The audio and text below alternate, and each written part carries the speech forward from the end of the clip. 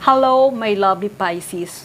Kung nasaan ka man sa mundong ito, gusto kong batiin ikaw na good morning, good afternoon, good evening. Welcome to my channel, The Insightful Bee. Sa hindi pa nakapag-subscribe ng aking channel, huwag kalimutan i-click ang notification button at mag-subscribe sa aking channel para sa mga bagong videos at updates. So ngayon guys, sisimulan na natin ang pagbabasa sa zodiac sign na Pisces.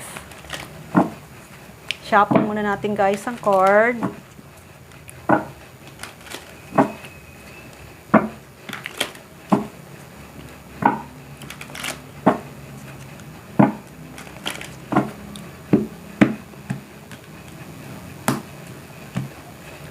By the way, gusto ko nga palang magpasalamat sa lahat na nag-subscribe, nag-like at nag-share ng video ito. Thank you so much. Simulan na natin. Ano nga ba ang message for Pisces?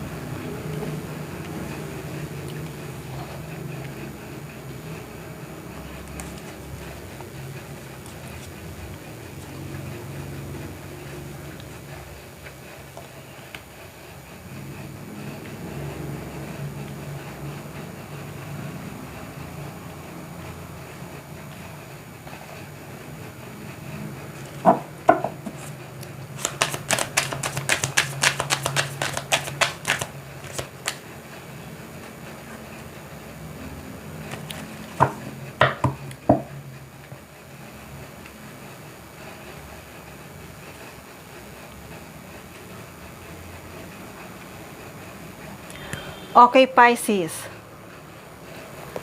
Sa nakikita ko ay nag-worry ka. Huwag kang mag-worry, Pisces.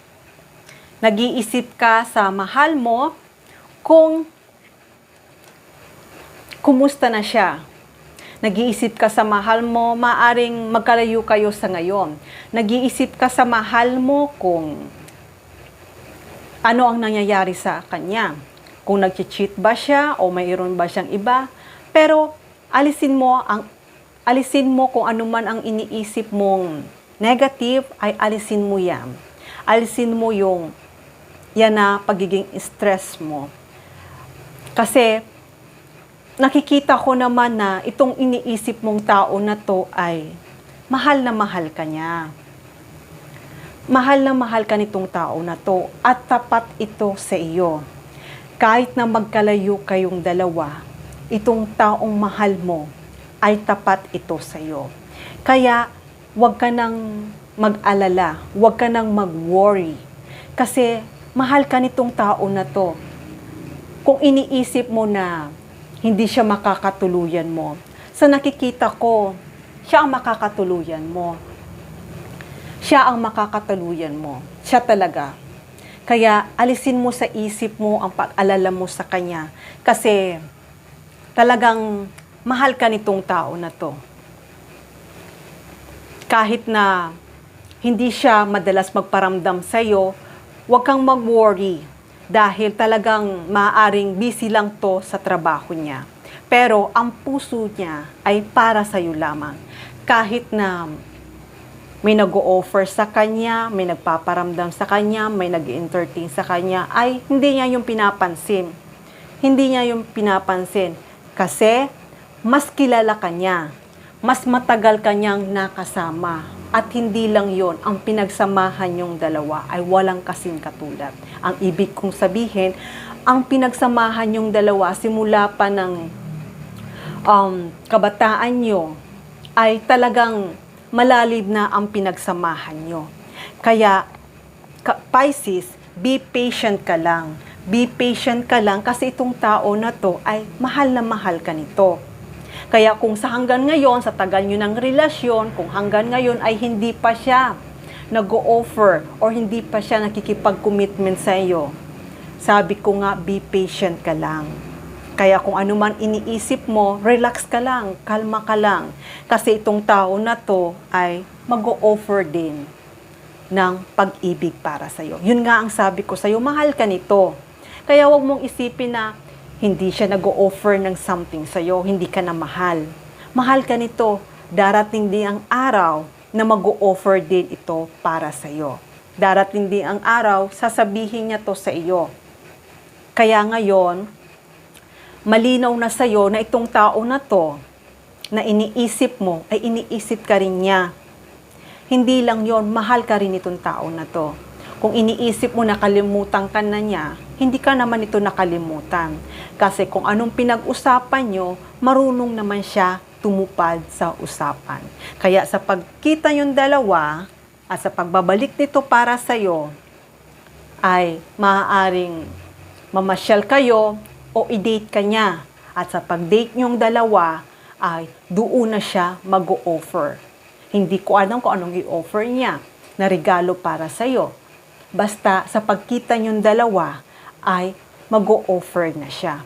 Kaya kung iniisip mo na wala naman siyang ginagawa o effort na nagpapakita na mahal ka niya, pero itong tao na to ay mahal ka nito.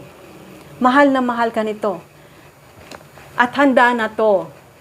Handa na tong sa pagkita nyo dalawa ay sasabihin niya. Mabilis to sa pagkita niyong dalawa, maaaring mabigla ka na lang sa sasabihin niya. Maaaring sabihin niya sa'yo na pakasalan mo na siya o magsama na kayong dalawa. Mamaya mabigla ka sa sasabihin niya sa'yo. Kaya Pisces, huwag mong isipin na hindi ka mahal ng tong tao na to. Dahil alam niya na ikaw talaga ang para sa kanya. At hindi to nakakalimot sa iyo. Maaaring nga nag-iipon siya kung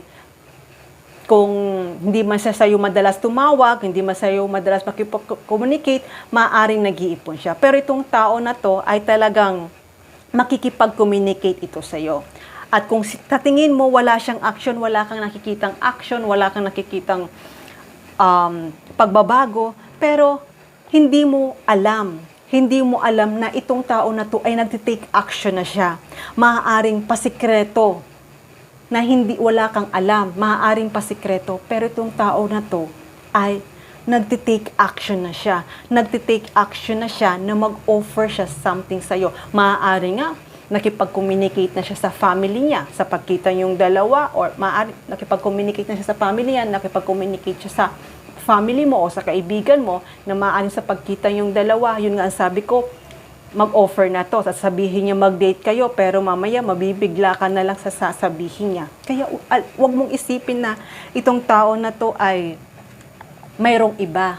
Kasi kahit na mayroong taong nag-o-offer sa kanya, ay ini-ignore niya yon.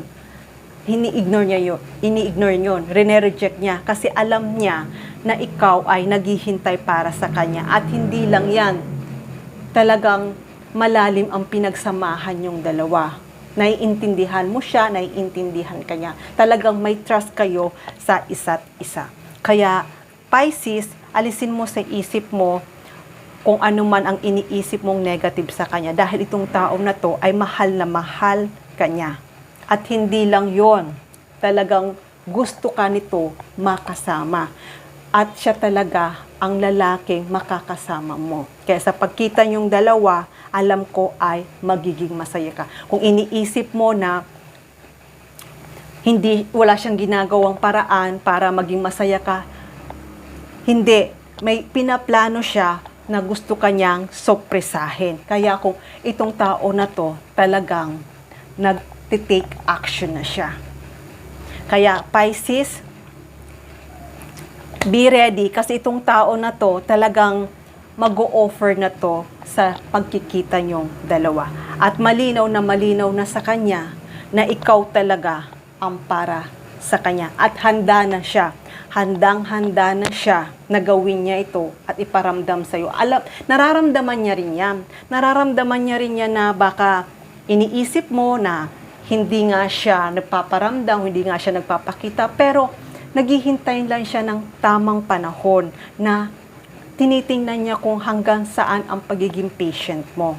Kasi ayaw niya kasi baka mamaya mag-offer siya tapos i-reject mo siya. Naghihintay lang siya ng tama. Pero nakikita niya, this time talagang handa na siya. Handa na siyang pumunta sa'yo, handa na siyang mag-offer sa'yo, at talagang handang-handa na ito. Okay, Pisces, hanggang dito na lang muna ang mensaheng ito. Love and peace. Mwah.